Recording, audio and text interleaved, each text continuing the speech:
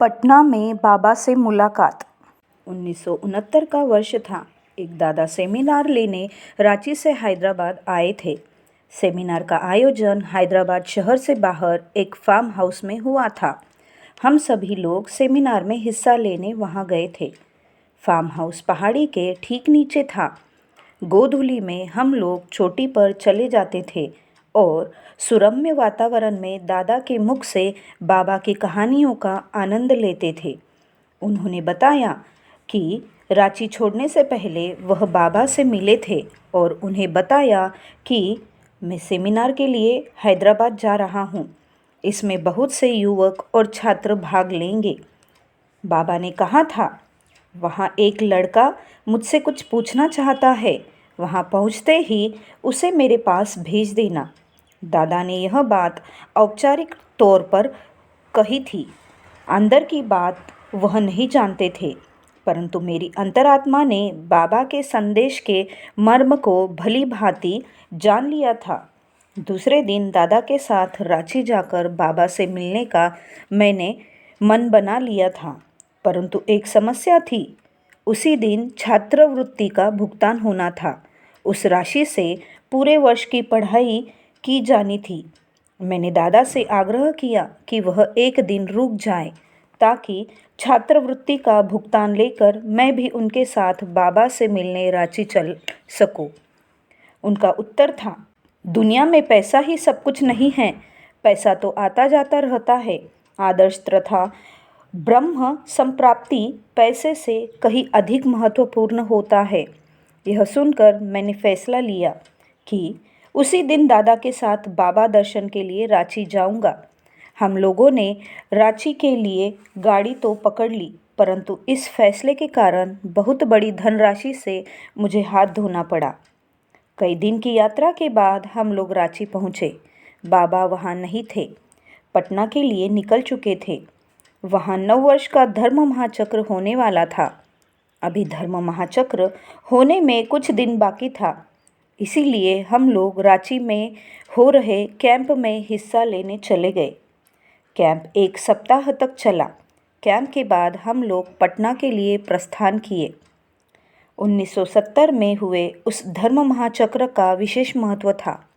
उस वर्ष के धर्म महाचक्र में भाग लेने के लिए भारत के कोने कोने तथा विश्व के अन्य भागों से बड़ी संख्या में मार्गी आए थे। यह संख्या हजारों में थी। पटना के एक बड़े पार्क में धर्म महाचक्र का आयोजन किया गया था। आगंतुकों की भारी संख्या को देखते हुए एक विशाल पंडाल का निर्माण किया गया था। ऐसे मौकों पर बाबा से व्यक्तिगत मुलाकात करना कठिन होता है। समुद्र की एक बूंद की भांति मैं था, फिर भी बाबा के निजी सहायक द्वारा मिलने की गुजारिश भिजवा दी। बाबा जनरल दर्शन के लिए पधारे। मंच के पास केसरिया वस्त्र पहने सभी दादा और दीदियां विराजमान थे। मार्गियों के साथ मैं पीछे बैठा था। पुरुष और महिला पंक्तिबद्ध अलग अलग बैठे थे। वह दृश्य बड़ा ही मोहक था। प्रवचन के मध्य बाबा ने एक ब्रह्मचारी दादा को खड़ा किया। बाबा ने उनसे कहा, पीछे मुड़कर पंडाल में बैठे विशाल जन समुदाय को देखकर बताओ, तुम क्या देख रहे हो? पीछे मुड़कर दादा देखे और बोले, रंग बिरंगे खंभों पर खड़ा एक विशाल पंडाल है जिसमें बहुत बड़ी संख्या में लोग बैठे हैं। फिर बाबा ने कहा, खड़े खड़े ध्यान करो। वराभय मुद्रा में बैठे बाबा के रूप पर ध्यान केंद्रित करने तथा उन्हें ही चिंतन का विषय बनाने की क्रिया को ध्यान करना कहा जाता है। धर्म महाचक्र के दिन बाबा इस विशेष मुद्रा को दिया करते थे।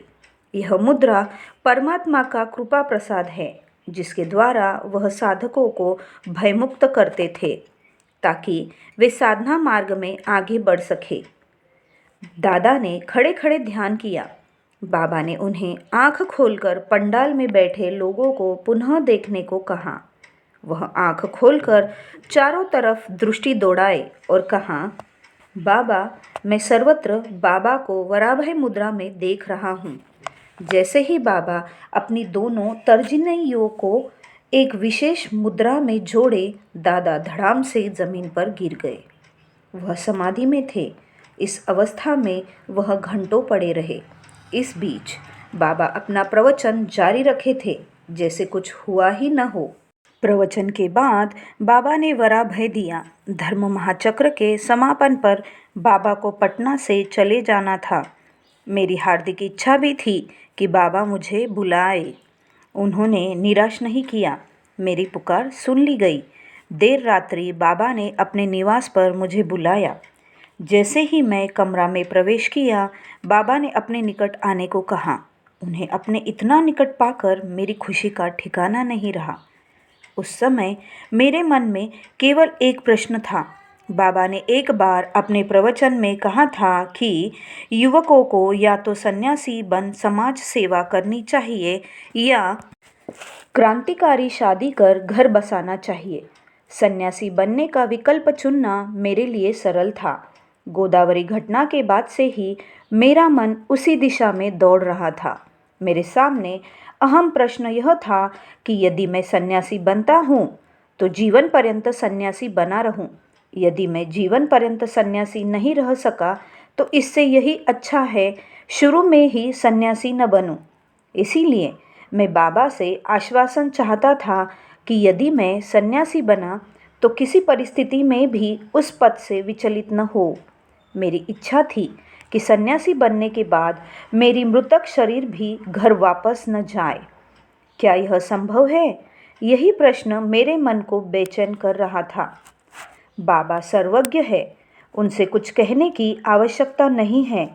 मेरे प्रश्न का बहुत पहले से उत्तर उन्होंने दे दिया था। बाबा ने कहा था, यह छोटा बालक हर प्रकार की चुनौतियों का सामना करने में सक्षम है। एक विशेष मंत्र पढ़कर उन्होंने मुझे आशीर्वाद दिया था। मैं प्रसन्न था क्योंकि बाबा ने फैसला लेने में अप्रत्यक्ष रूप से मेरी सहायता की थी। अब मैं सन्यासी पद का पथिक था। मुझे अब केवल पीड़ित मानवता की सेवा करनी है। अगले दिन मैं वाराणसी जाने वाली गाड़ी पकड़ ली। वहां जाकर मुझे पूर्णकालिक सन्यासी बनने हेतु प्रशिक्षण लेना था। अब मैं वाराणसी स्थित प्रशिक्षण केंद्र में एक प्रशिक्षार्थी था। अपने आदर्श के लिए संघर्ष करो। अपने आदर्श के साथ एक हो जाओ। अपने आदर्श के लिए जियो। अपने आदर्श के लिए मरो। बाबा।